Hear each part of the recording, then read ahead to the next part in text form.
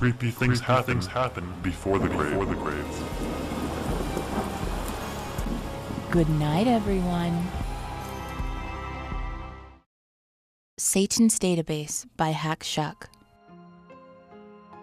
Everyone has a friend who's a little bit crooked, like my buddy Gaz. Basically a good guy, but even in elementary school, he was already stealing, cheating, and dealing. Nothing violent. We're talking petty theft, and lately a little credit card fraud to help with the rent. Until last week. Out of the blue, I saw Gaz exiting a stray animal pound. I wondered what sort of scam was he pulling, but he assured me he was simply volunteering his time.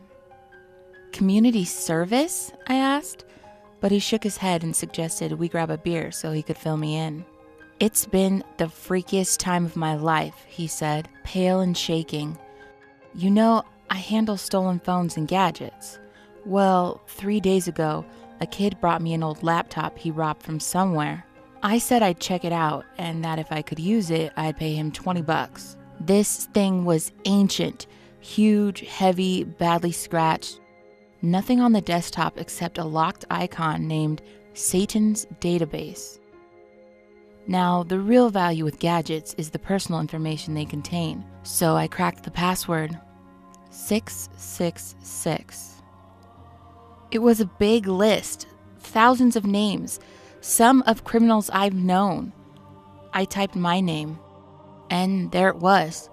It contained no information except for 572 text boxes, a few words in each. And those words made me afraid for the very first time. Every bad thing I've ever done was recorded. Everything. Mostly stuff no one else could have known about because no one else was around. All the cash I'd grabbed, from my mom, from cash registers, from your apartment. Sorry, man. I only did that twice. The time I threw my kid's sister bicycle in the river, the Mexican restaurant I ripped off, the mail frauds, all meticulously arranged by date. It was all there. He finished his beer, and I noticed the crucifix around his neck.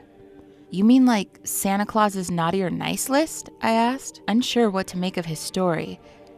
I don't believe in Santa, Gaz muttered.